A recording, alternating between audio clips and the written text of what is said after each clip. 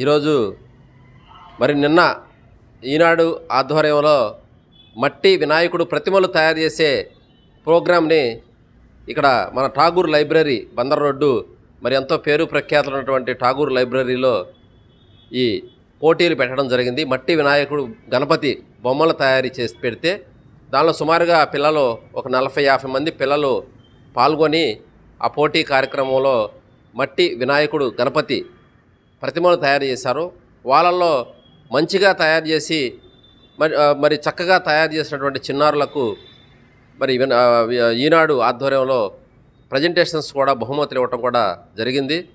Tagore library ఆధ్వర్యంలో రమాదేవి గారు పిల్లలకి ఈ pods books 1st, 2nd, 3rd, 4th ఇలాగా 6 పిల్లల్ని ఎంపిక చేసి వాళ్ళకి బహుమతుల ప్రధానోత్సవం కూడా చేయడం జరిగింది. చిన్నారులు ఎంతో ప్రతిభను కనపరిచి చాలా చక్కగా గణపతి బొమ్మలను తయారు చేసినందుకు వీళ్ళని అభినందిస్తూ మహాగణపతి 27వ తారీఖు ఆ రోజు పండగ కాబట్టి వినాయక చవితి కాబట్టి అందరి విఘ్నాలు తిరిగిపోయి విఘ్నాలన్నీ తొలగి అందరూ ఆనందంగా ఉండాలి.